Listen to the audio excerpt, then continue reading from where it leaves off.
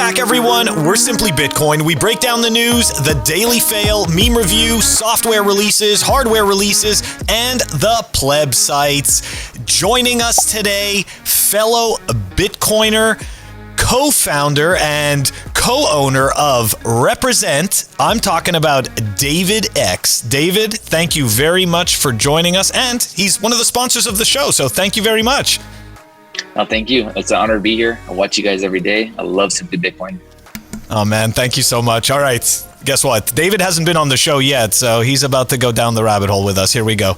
Nico, let's dive into the numbers. Number time! Brought to you by Nodl. They make some of the best Bitcoin nodes, like the Nodl Dojo. It's red. That means it is faster. Run your own version of Bitcoin Core, the Lightning Network, all in the comfort of your own home. Remember, guys, if you don't run your own node, you're using someone else's. The Nodl is a great option.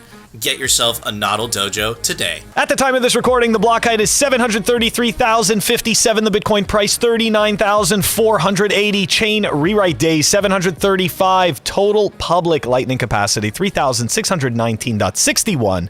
Moscow time, 2533. Blocks to the halving, 106,943. And the Samurai Whirlpool unspent capacity. Samurai Whirlpool is a coin joiner collaborative spend. It is not a mixing service. And the unspent capacity from that pool is 4,510.25. Nico, the numbers? The numbers, bro. The numbers. People still don't realize that we've been using the same. We just skip it. We just record. We're like $200 down from yesterday, and like we did this whole massive dump. And anyways, oh man, it's not even a massive dump. Bitcoin is the new stable coin. Anyways, guys, for the numbers today, I want to talk about. This was a very, very sad tweet, and I also understand this because I'm in the market for purchasing a new home, and I've had conversations about this with Phil, and in Miami it's absolutely insane, right? It's just they don't even make sense anymore. And why is this happening? Why the price of real estate going up? In Miami it's up 37%, right? And I think the average for the United States about 20%. Why is it going up? Something called asset inflation. What is asset inflation? When the Fed or any central bank floods the banks or the country with this fictitious money that wasn't created by the economy, causes inflation. And what do wealthy people do? People that have the means, well, they flee to things that actually have value, right? So equities, gold, real estate. So what tends to happen in places in times of high inflation is asset prices go through the roof, and that's exactly what you're seeing. You're seeing it in food, seeing it in energy costs, etc., etc. But look what it has done, right? And check out this tweet by Denver Bitcoin. It's a screenshot of a Reddit post. I'm so done with home prices, crazy price bidding by rich assholes. The house across the street from my parents was built in 2014, sold for $185K at the time. I went to college aspiring to own a simple home like that. At the time going through college, 2014 to 2018, I thought I will work hard until I'm 30, save up for a down payment that I will be able to afford a starter home like this with a spouse. 4 days ago, the house was listed for $540K. Today, it's sold for $935K. Literally, what the F? I have lost hope in everything. I'm stuck living with my parents because I can't afford anything. My apartment that I rented in 2019 was $800 a month. Right now, it's $2,800 a month. In order to qualify, your income must be 3 times the monthly rate. Who can afford? And this is the thing. Who can afford these prices? No one. And this is a direct consequence of the Cantillon effect. And you know who is buying all the single-family homes in America, or a lot of them? BlackRock. It's remember, guys, you owe nothing and be happy. This is part of the being happy part.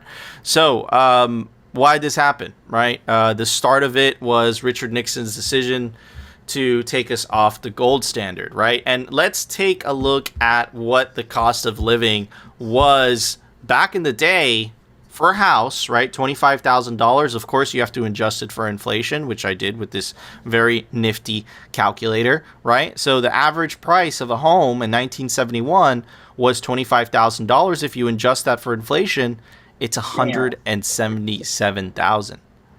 So things were still, even with inflation, significantly cheaper, which is why the millennial generation and the Zoomer generation are considered Russian serfs. We are significantly poorer than our parents because the central planners at these banks are printing money into oblivion, and it's a wealth redistribution from the have-nots, right, that can't afford to save in equities and real estate, to the haves and the government. The rich get richer. It's literally a problem created by fiat money and the fiat system we have today. It's not normal that you can't be able, if you work hard, you go to school, it's not normal that you're not able to afford a home.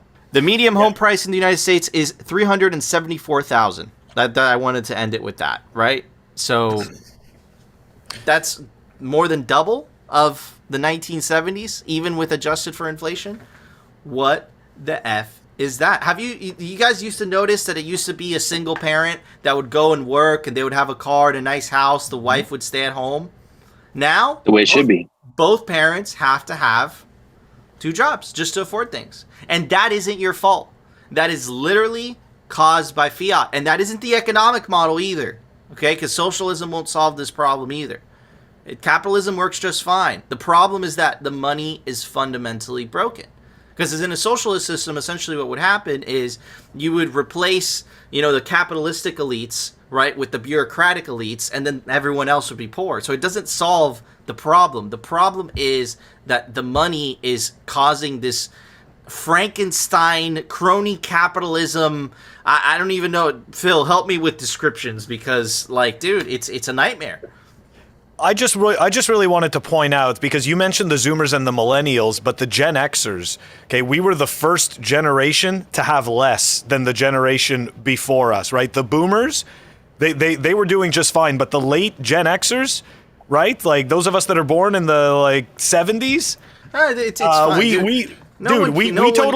No one cares about you guys, dude. I know nobody cares about us. I'm kidding. That's why I call us the forgotten generation. Nobody gives a shit about us. We don't even exist. It's like people even call us boomers. We're like, no, we're not boomers. We are broke. It's the same thing. But the Gen Xers were the first ones where we're like, you came out, listening to these stories from boomers, right? Like people like my father that were like, oh, you know what? When I opened up my own business, I got a small workspace, paid the rent, for the first 3 months, and then I started off at the top floor, and then I spoke to every single business there, and by the time I got to the bottom floor, I had all my customers. Dude. Literally, he was able to create 2 people's salary in 1 day. Okay? It's insane. Try and do that today. It's insane, dude. It's completely different. It's bonkers, bro. It's bonkers. Anyways, David, what are your thoughts on this? It's funny that you said that you bring up the housing thing. I was trying to buy my family's house right now, and I placed a pretty good offer on it. And at market, they're like 200,000 over what I offered it. I mean, they bought it for 50 or 45K back in the 50s, and now that thing's worth $700,000-800,000. It's fucking crazy, absolutely crazy, dude. It man, big. I don't know how they can afford it, and I make pretty good money too. Bitcoin, dude. If it wasn't for Bitcoin, I'd be hosed. I make a decent amount of money, dude, and still, bro, you're looking at these housing prices and you're just like, this is ridiculous. And that Reddit post completely encompasses that, dude, it's sad. But Bitcoin fixes this. Only if you opt out and take self-custody, though. Anyways, Phil, it's time for The Daily Fail. Brought to you by Amber App. Check them out, amber.app. Nico's got a stack. I've got a stack. Why not stack with an app from actual Bitcoiners? Low fees, fair spreads, smart automation. The link is down below. Amber, the smart way to stack sats. All right, guys, we've got one major fail today. That's right. Yesterday, we were supposed to review Sam Callahan's amazing dismantling and documenting of the IMF's 10 major points. Now, before we dive into it, though, I've got to preface this because we're going to show a video to start with. It's a video of the IMF Managing Director, Kristalina Georgieva, and she's essentially explaining how they handled the money supply during the crisis, and essentially just that they have no idea what they're doing. So before we dive into the 10 steps from Sam Callahan, we are first going to start off with this cringe AF video. Here we go. Madam MD. I think we are not paying sufficient attention to the law of unintended consequences. We take decisions with an objective in mind and rarely think through what may happen that is not our objective. And then we wrestle with the impact of it. Take any decision that is a massive decision, like the decision that we need to spend to support the economy. And at that time, we did recognize that may lead to too much money in circulation, too few goods, but didn't really quite think through the consequence in a way that upfront would have informed better what we do. And I subscribe in Okay. That's where we're starting. Okay. We are starting with that right there. And the look on your face, Nico, is absolutely priceless, right? So I want you guys to think about this for a second before we dive into Sam Callahan's amazing article, okay? I want you guys to think about this. Their entire job is monetary policy.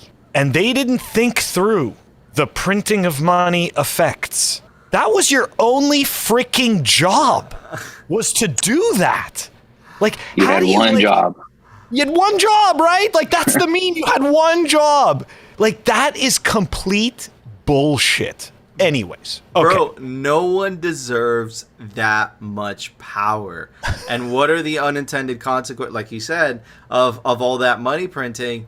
Dude, people can't afford homes. All the rich got significantly richer. The governments did fine. But everyone else, right? Upper middle class, lower class, you got totally wrecked because you can't afford to, most people can't afford to save in, harder assets, right? Like, it is disgusting, to say the least. But are we to believe that the IMF and the people working at the IMF aren't aware of what happened in Weimar Germany? You know what I mean? Like, this is just weird. It's just weird and psychotic, and people just play along with it. They got creds, though, Phil. Ah, the creds. They get us every time with the creds. All right, let's dive into this. Sam Callahan, shout out to you, bud. This is an awesome tweet thread. Obviously, it's linked in the show notes. Here we go. I've been behind enemy lines reading everything the IMF has put out in the last 2 years. Here are 10 pieces I found most relevant to Bitcoin. Number 1. Let's start with the IMF's note titled Blockchain Consensus Mechanisms, a Primer for Supervisors. May as well have been titled Slander Proof of Work and Promote Proof of Stake. All right, let's take a look at this from the IMF staff. Proof of work is too energy intensive to be considered a viable consensus mechanism involving many regulated financial service activities. It runs counter to several IMF aims. There's the signal. Particularly those that involve transitioning to a greener economy. Ah, yes, we're gonna save the oceans and the fish with money. Significant energy consumption, the nature of forking, and the attendant issues around probabilistic settlement are likely to create friction with many regulatory frameworks. All right, I'm going to summarize it. Bitcoin is going to make us completely irrelevant. And we can't have that. All right. Dave, you want to throw something in? No, I mean, it's pretty self-explanatory right there. Yeah, this is great stuff. All right, so here, let's move on. All right, point number 2. This piece is titled Cleaning Up Crypto, Another Attack on Proof of Work. Once again, they cite DeVry's debunked studies on Bitcoin and compare a single Bitcoin TX's carbon emissions to 1.8 million Visa purchases. And of course, they push proof of stake as a solution. Okay? We've already shown multiple times how the energy use is completely debunked. But the other side of that Bitcoin's increased energy consumption is actually good and is going to help drive innovation. Mm-hmm. Especially in renewables, which is what they advocate for, which is why you know these people are full of bullshit. Because Bitcoin is actually, instead of the government subsidizing renewable energies, Bitcoin subsidizes renewable energies because Bitcoin is always there to buy that load. Unlike the market, right? Dude, a lot less people use electricity during the day, which is where, the sun panels tend to produce the most amount of electricity, right? Because that's when the sun's out. So Bitcoin is able to buy that electricity, therefore making solar energy actually potentially profitable. But these people don't give a shit about that. They want power and control. And I think that IMF thing perfectly, at least they admitted it somewhat, probabilistic to our framework. Like, shut the fuck up. All right. Some countries have like some countries actually have like a energy surplus, and they don't know what to do with it. So we need to extract that proof of work, and we're good to go. To David's point, they literally waste it, right? Because they can't do anything with it. So you're absolutely right. Honestly, David sounds like a right-wing Alex Jones conspiracy theorist to me, personally. Just a bit. That sounds like some of that weird freedom shit. Okay. Here we go. Let me get my tinfoil hat real quick. Hold on.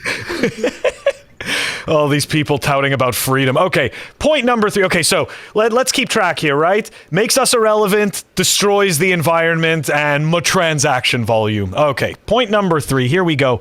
The IMF explores how to regulate virtual assets. This is where it gets spicy. Virtual assets pose a significant threat to the integrity of the global financial system. Money laundering, terrorist financing, and this is the best part. I haven't heard this one yet. And the financing of the proliferation of weapons of mass destruction. That's right, people. We are involved with WMDs. I never thought that we would have a flashback like this. We're flashing back to shit that happened before Bitcoin was even born. And boom, we're responsible for that. We're going to somehow Bitcoin's being used for this. And yeah, exactly. Sam nails it right here. Is there any evidence of the direct connection between virtual assets and the weapons of mass destruction? Dude, remember the New York Times, the New York Times article said the same thing. Apparently Bitcoin helps the North Koreans build nukes. Dude, it is dog shit. Anyways, I'm just glad that the dollar never, this never happens with the dollar for sure. Oh, man. So this is, you can see, right? As we go through this, it just gets cringier and cringier. Okay, so here we go. Article number 4, okay? So part 2 of the plans to regulate these virtual assets is essentially they're advising virtual asset service providers, or VASPs, to use, and we know this one very well, we've been screaming about this for a while, digital IDs, and to acquire biometric data of their customers to prevent crimes. Now, we had Dr. Ron Paul on the show. We've already shown that they spend billions of dollars, and it stops 0.01% of the crime. Okay? We've already shown how their rails are used for the majority of the banking crime. So, again, this is complete nonsense, complete bullshit. And of course, who do they cite? They support the FATFA guidelines, right? This unelected body that just came in and decided, guess what? Even though we're a bunch of scammers, we're going to make sure that you can't scam outside of us. We want to be the only scammers. Anyways. All right. So we've already, we destroyed that one a long time ago. There's a great little chart, though. Great little chart. Actually, 2 charts. Okay. That just goes to show you the illicit share of all the current the illicit share of all cryptocurrency transaction volumes. And you can see here by 2021. fucking down to nothing. I mean, these people are screaming about nothing. And then this was just a great little chart. I don't know where he got it from, but look, you can see right here. This is from Dr. Ron Paul of effectiveaml.org. Yeah. Oh, duh. It says right there at the bottom at Ron Paul. So look, you can see right here, crime. You know, this is what AML actually stops, right? 0.05%. Look at the risk, 5.3% times the risk of a bank being penalized more than the criminals, right? The cost. Because it's not about control. It's not about stopping crime and whatever. It's literally about population control. It's central planning. And this is what fiat money has enabled. And those schmucks that you saw in the beginning, we didn't intend to do it. Like, we just printed a lot of money. If you look at history, always ends the same way. What about the millions? What about that story that I read of that individual that literally could not buy a house because of their decisions? In Bitcoin, that doesn't happen. There is nobody to print more. There's going to be a certain amount of Bitcoin mined every 4 years. That's how it works. The humans are out of the fucking equation. There's no middleman. There's no person to approve your disapprove. It's literally peer-to-peer. And the monetary policy set in stone. That's why they're freaking the fuck out. Because they know they're obsolete. Okay, this is where it gets weird. Nico, you'll tell me if you've heard of this term before. I have not. Okay, I have not heard of this. This is article number 6. In this IMF report, I came across a new term, cryptoization, which refers to the risk of currency substitution occurring in emerging markets. Now, you got to read between the lines. Cryptocurrencies can disrupt the control that they're attempting to take, that they're attempting to put on these markets, on these emerging markets. So this poses, again, a threat to their control. That's the problem with this. I have heard of that term, and that's exactly what's happening in Nigeria. The younger generation, Nigeria has a huge portion of the population that is using Bitcoin and shitcoins. It's at 28%, and the Nigerian government, right, it has tried to do everything in their power to stop it. They released their own the Naira, the e-Naira, which is the central bank digital currency version of the Nigerian currency, and dude, not successful. People are just choosing not to use it. Why? It has more hoops to... Look at El Salvador. 40 years of traditional banking, a month, I think it was a month or 2 months of Bitcoin becoming legal tender, and more people have Bitcoin wallets than they have bank accounts. Their system is a system of exclusion by design. They thought they had the regulatory moat so high that no one was ever going to, challenge their power. But here comes the honey badger. It's decentralized. There is no head to chop off. There is no one to regulate to death. It's the people's money, and they don't know what to do. Okay, so look, why don't they like this cryptoization? They don't like the cryptoization because this is fantastic. It weakens central bank credibility, highlights unsound central bank policy, and makes it harder to implement that policy. I mean, look, you couldn't get more signal out of this stuff. They actually are telling the truth in these articles. And they're explaining that all of these technologies undermines their authority and their ability to control and manipulate these markets for themselves and their entities. All right. Number 7, the IMF would prefer people not have an exit at all, which is why they're so excited about CBDCs, right, Nico? This is an interesting angle of it. This paper is an overview of 6 of the most advanced CBDC projects. One of the most eyebrow-raising parts of the paper is when the IMF explores how CBDCs could be used to remove the problem of anonymity in cash, which we actually covered when we covered that IMF electronic standard paper, how they were trying to essentially figure out, okay, not entirely the anonymity of cash, but figuring out how to devalue cash in the same way that they could devalue or control your electronic currency. Anyways, some features of cash, including anonymity, make it attractive for illicit transactions. CBDC could potentially reduce this problem. Yes, it can. Yes, it can. It can stop you from doing all kinds of stuff. At some point, it could even stop you from feeding your family if the state decides that what you're doing is illicit. Right now, what you're doing may not be illicit, but in the near future, it may become illicit. Mm-hmm. Like happened in Canada, bro. It happened in Canada, right? They froze bank accounts after they announced what they were doing was illegal. Absolutely insane. So when people were donating to the truckers, it wasn't illegal. It became illegal after the fact, and they still had their bank accounts frozen. And you want to give created these a law, people, right? Yeah, but they created the law after people were donating. Yeah. Like, Yeah. it's like, dude, it's insane. It's insane. It's fucking bullshit. Mm-hmm. It absolutely is. Now check this out, right? Here we dive into a little bit more, okay? These are the remarks from an IMF employee on how the CBDC design choices can overcome the inherent risks, okay? So let's take a look at this. This is actually pretty nasty stuff and stuff that we've already said, but it's important to cover. In most cases, the risk to CBDC can be restrained through an appropriate design. CBDC holdings could offer a lower rate of interest if they provide any interest at all. Right? So immediately they're telling you, holding this ain't gonna make you any money. If anything, you're gonna be losing money. Or holdings could be capped with surplus funds. This is my favorite part, with surplus funds being swept into bank accounts every night.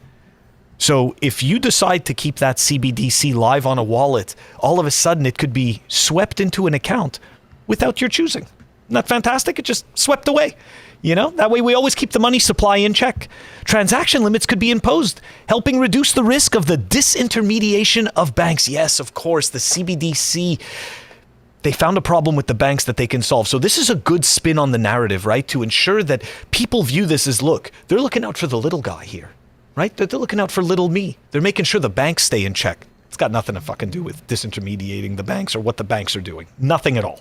Anyways, CBDC could also be distributed through existing financial institutions using the customer onboarding process that are already in place. We're talking about KYC, AML. In addition, countries whose central banks issue CBDC could restrain currency substitution by limiting the holdings by non-citizens. So you remember what we were talking about, where there was countries, if I'm not mistaken, it was Turkey and the lira, where they didn't want people, they were discouraging people from holding other currencies than the lira. So they like the CBDC because it can help limit this terrible behavior of getting out of the money system and, being able to fend for yourself and feed your family without having to struggle as hard possibly, because you're one of those crazy freedom-oriented people that decides they want to save. Mm-hmm. We can't really have that. All right. Number 9.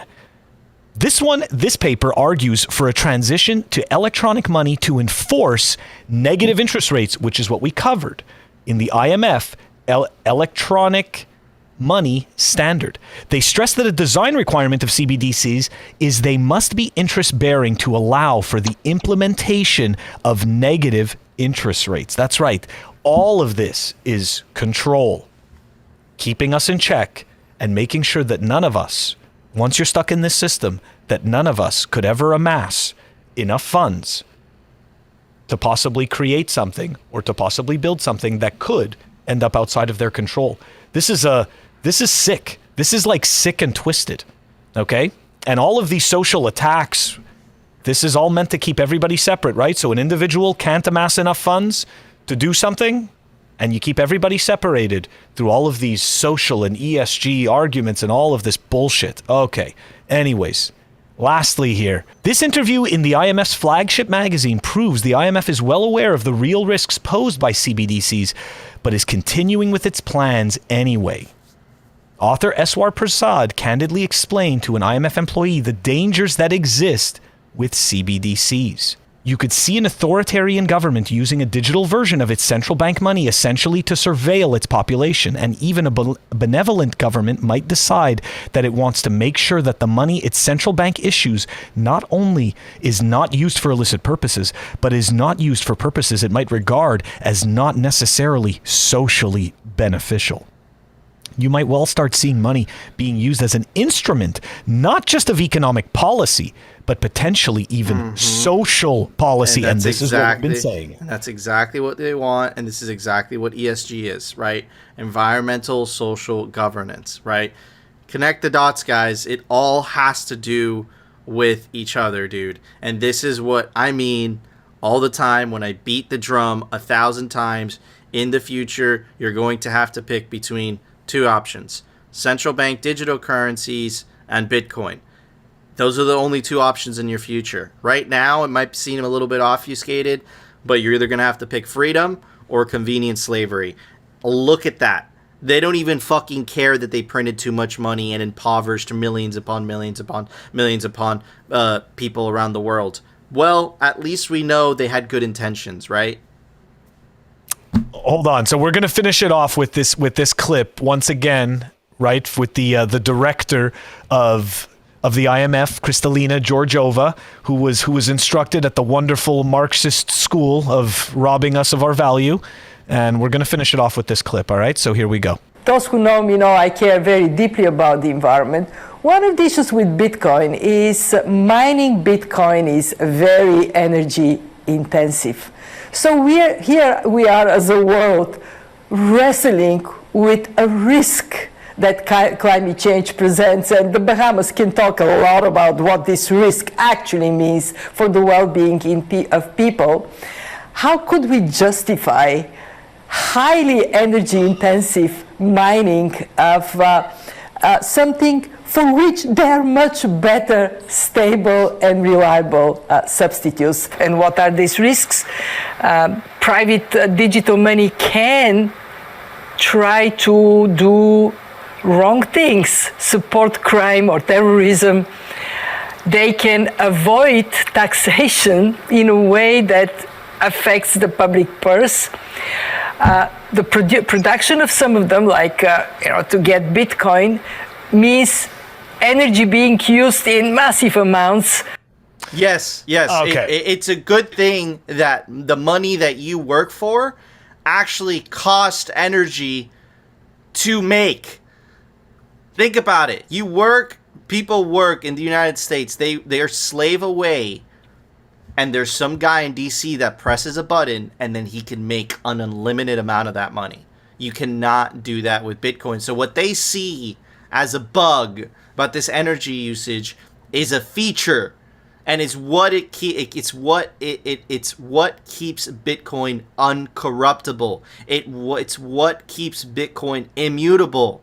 Without that energy usage, these psychotic central planners, right, would come in there and say, hey, you know what? Maybe 25 million Bitcoin is okay.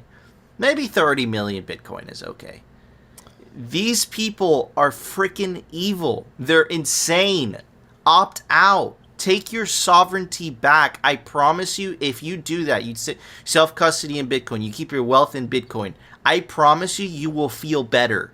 You will feel good. You will feel like you actually have control over your life, which these people have fucking robbed you of, and your parents. And we finally have an opportunity with the genius of Satoshi Nakamoto to break free from that fucking slavery. There's a convicted felon that sits on the board of directors of the IMF, and they're talking to us about illicit activities. It's worse than that. Christine Lagarde is a convicted felon, and she's the head of the European Central Bank. Oh yeah, sorry, she's the head of the European That Central makes Bank. sense. She was at the IMF.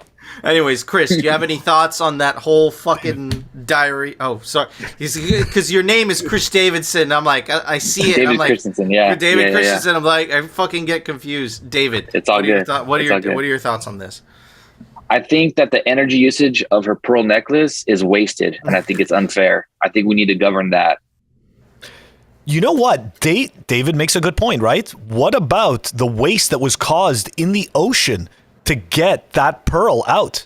What about Right? what about the waste that the U.S. military, all their emissions? I think they're like one of the biggest emitters in the world, right? To ensure the supremacy, the hegemony of the U.S. dollar. What about that? That's conveniently left out. These people are so hypocritical, but because of the internet, we have an opportunity to rebuke them. That's why they want to censor us so hard. That's why they took away the YouTube dislike button. That's why Twitter is freaking the F out that Elon Musk might potentially take them over. They need to control the information because everyone knows they're fucking bullshitting. Everyone knows. Anyways, Phil, it's time for The Daily Meme Review. Brought to you by Citadel 21. They make the best Bitcoin cultural zine. It's stories, articles, comics by actual Bitcoiners. Every volume has different artwork by a Bitcoiner, and they're scarce. There's only 1,000 copies made per volume. This is volume 10, and this is volume 11. It just dropped. Get your physical copy of Citadel 21 today before they run out. So, this is an insider meme. If you get it, you get it. If you don't, I'll explain it at the end. When you see a guy at the store buying dielectric fluid, thick extension cords, a fish tank, J-boxes, a satellite dish, Cat 6, and some self-assembly racks. Don't buy everything in one place. Different items, different stores. Attracts less attention. Of course, it's referencing to mining equipment. Yes. But it's kind of insiderish. I give credit. That meme deserves a lot more credit, but I think a lot of people just don't understand it. Anyways, No. Next one is by Maria Mess. Meet girls, meet mean psychopaths. Get in, loser. We're buying more Bitcoin. Oh, very good. Very clever meme. Moving on to the next one by Unchained Capital. Always back up your keys, seed oils, seed phrases. Ah, there you go. There you go. I don't quite get it, though. I know. It's a major attack on the seed oils, which, don't get me wrong, they're not wrong, right? Seed oils are shit, but it's funny. Like, everyone's freaking out about them now. And this is, the famous George W. Bush picture where he looks across and they tell him that the Twin Towers were attacked. Zuby's face replaced it. Sir, they found out you were charging to promote shitcoins. Oh man, it's true. All right. Oh man, this guy looks like he's having a bad day. That feeling when you realize the implications of Bitcoin game theory. It's true. I made that face too, dude. When you start to realize how much they scam you and rob you from your bullshit, that is literally the exact face that you make. You're like, holy crap. Anyways, this isn't really a meme, but it's a very powerful picture. And this article came out in August 22nd, 2019. Is inflation dead? You know who was right about this? The people that they're trying to censor. The intellectual dark web. And we knew for a very simple reason, right? And if you look at history, it always happens. When you print a lot of money, right? You flood the market with more supply, right? There's less demand, right? This is a bunch of supply. And what does that cause? It causes inflation. It's not fucking rocket scientists. But all the legacy corporate media, and including Bloomberg and whatever, they're telling you modern monetary theory. Our economies, this is my dad also said this too, our economies are so efficient that inflation is a thing of the past. You guys were fucking wrong. And it can't be that two morons on YouTube that talk about Bitcoin all day were more accurate than you guys. So you're either being insincere, lying to people, like Georgina, whatever in that video, or you sniff your own farts. It's one or the other. I don't know what it is. Anyways, for those awesome memes, I'm going to give it... You know what? I'm going to give it this Represent hoodie. Just came out. It has the grenade. Shout out to David. Check out the grenade in the back. Right? You got Bitcoin art sculpture grenades, and you got grenade Represent clothing. And they also did a Bitcoin drop recently. Anyways, Phil, what would you give those memes?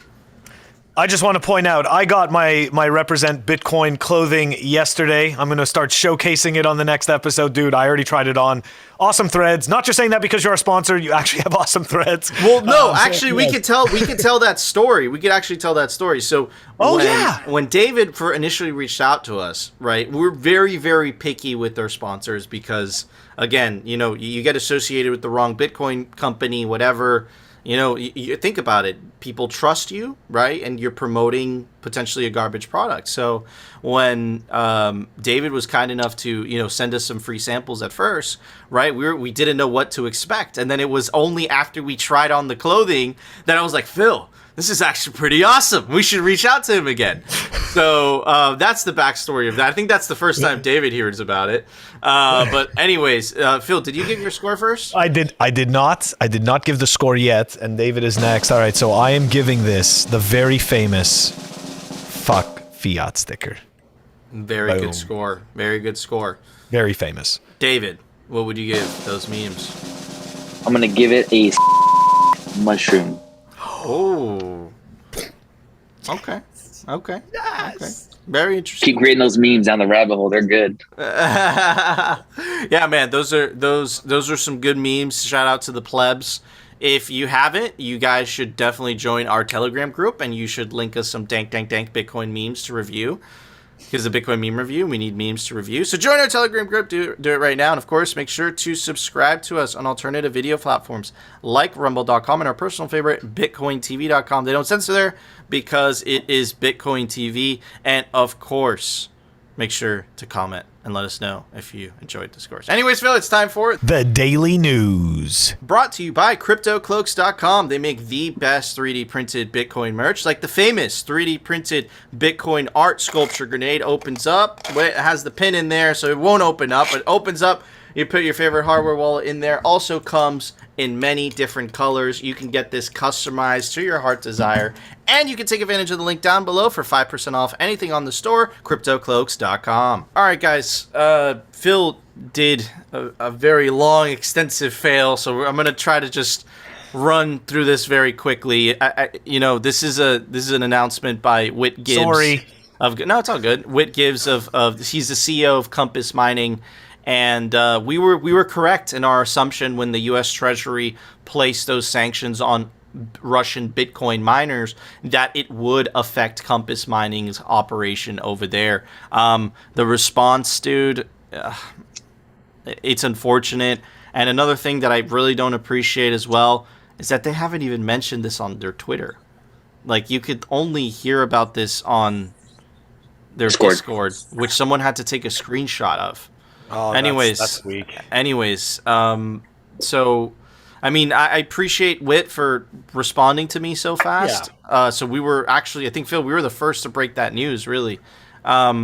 Anyways, due to recent sanctions by the U.S., Compass Mining is required to immediately cease all dealings with BitRiver, our Russian hosting partner. Notices will be sent to BitRiver today to terminate all hosting contracts effective immediately. Machines will be turned off and they will not be turned back on. At this time, it is not possible to export any of the machines from Russia. Now, let me tell you guys something. I run a hosting company.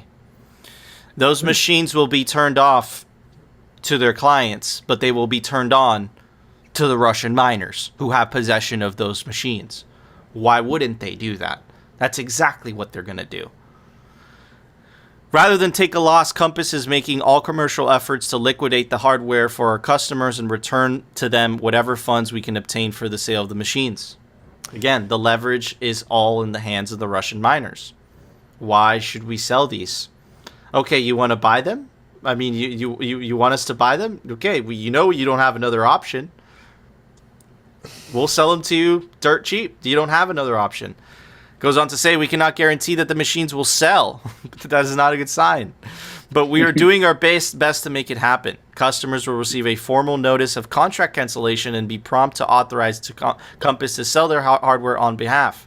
Another sketchy part, unfortunately. Upon receipt of this notice, customers will have 48 hours to notify Compass that these machines could be sold. If a customer fails to provide authorization in that window, the responsibility will fall to the customer to follow up directly with the facilities in Russia to find a solution for the machine. This is a giant clusterfuck. It's not Compass Mining's fault. At the end of the day, it's governments and fiat that enable this type of sanctioning and all this bullshit. There's a really good saying in Bitcoin, not your keys, not your Bitcoin, not your miner. I mean, yeah, your miner's not in your possession. That's not your miner, right? So this is one of the downsides of hosting. And dude, honestly, like, they don't really have any other option. Because if not, they would be breaking U.S. sanctioned law, right? Which is why they're phrasing it this way. I really doubt people will get any type of money back.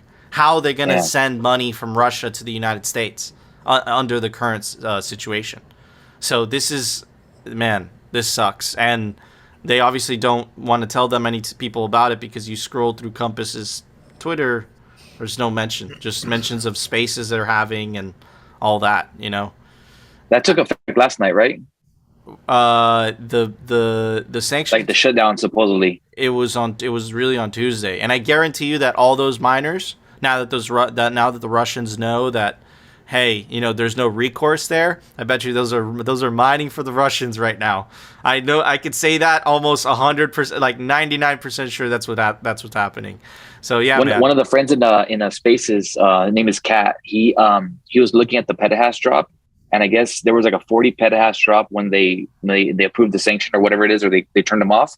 But he said that like a couple hours later, it popped right back in, and he was like monitoring it. Dude, so you're right, dude. Think about it. You're in Russia, right?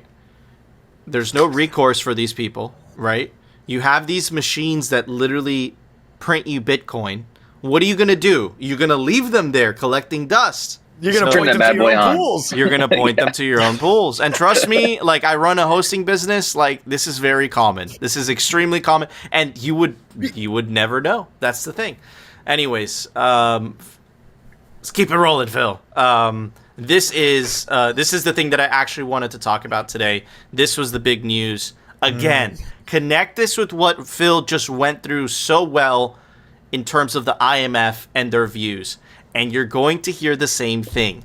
An attack on proof of work and the recommendation for proof of stake.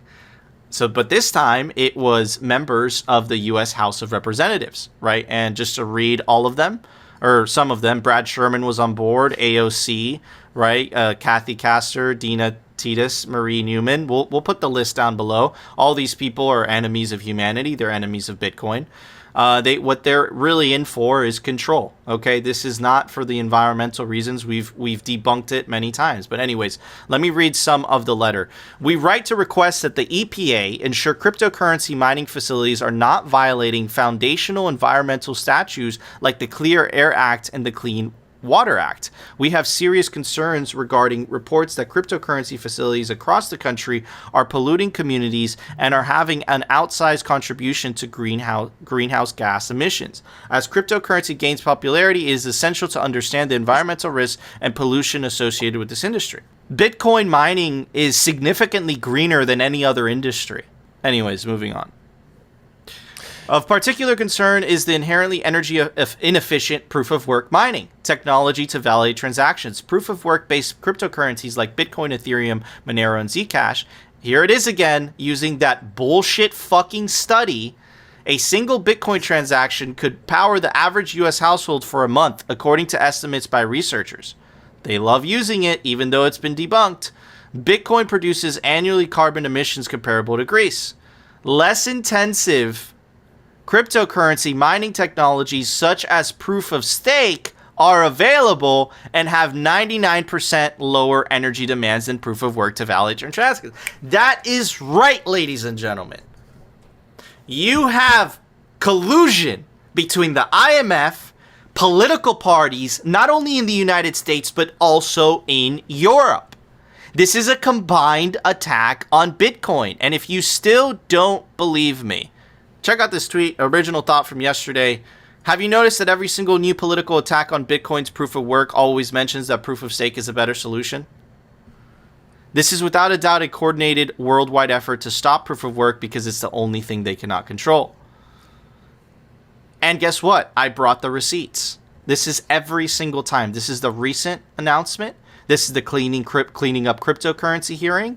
This is the EU attempt to ban proof of work. This is proposal to ban proof of work mining in the New York State.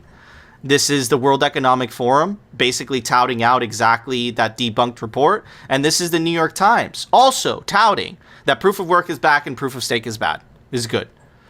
It's not a coincidence that all of these institutions are telling you the same message. And Adam Back was so kind, right, to answer this individual. He had some questions, right? Adam said proof of stake does not, and this is essentially a rebuttal to why proof of stake doesn't work. And what better person to describe it than Adam Back, right? Proof of stake doesn't work. And if it did, it would be undesirable in recreating the problems Bitcoin fixes, which is what we've always said. Someone replied to him and said, could there be a proof of stake system where the stake only serves as a Sybil resistance mechanism, but governance is done a la Bitcoin through a consensus of low-cost nodes? Bitcoin doesn't really have governance. Governance means organized decisions by committees of people. Phil just played you a video of a committee of fucking morons that their stupid decisions, even if with the best intentions, are literally not allowing entire generations to own homes. Miners process transactions and economic nodes enforce consensus rules. Otherwise, their blocks are rejected and have no value. Conversation continues. But couldn't this also be achieved with proof of stake?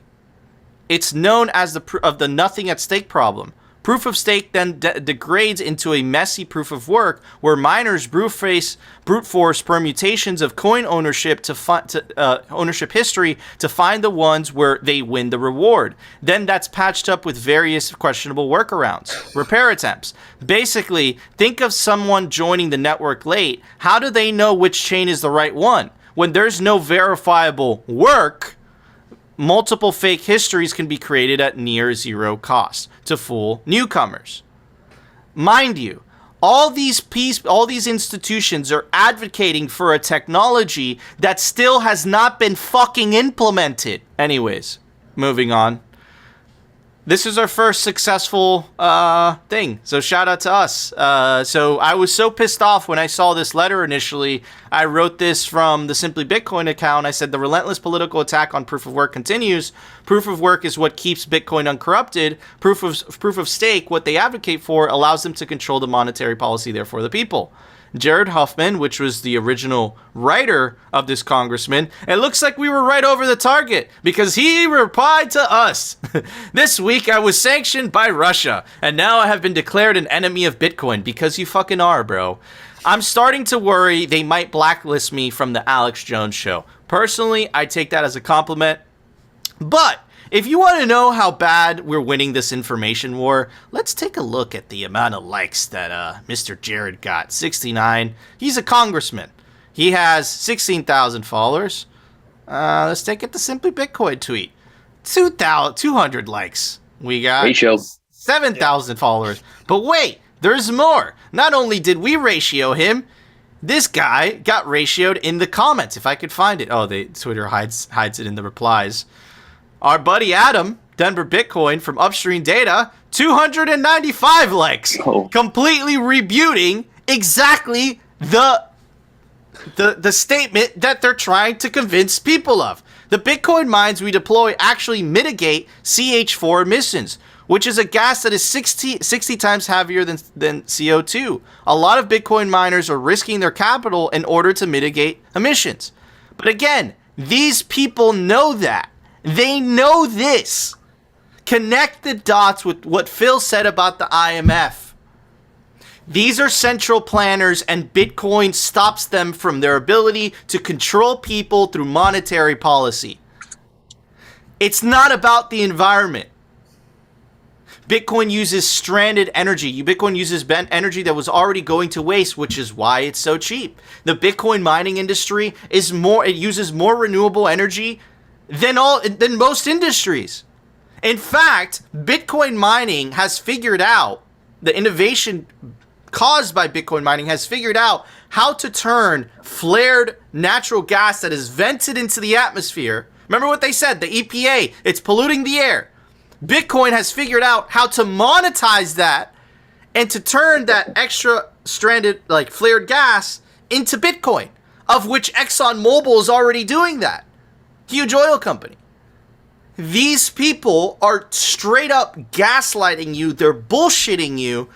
This means we're winning. They're fucking terrified. They don't know how to make this thing go away. So they're resorting to the heavy hand of propaganda and government. And they're hoping really hard that government will shut this thing down. And it won't. Because you know what, guys? Incentives are much, much, much more powerful than coercion. And that's why Bitcoin wins at the end. Chris, what are your thoughts on this? At least he stands with Ukraine. That's true. Oh, man.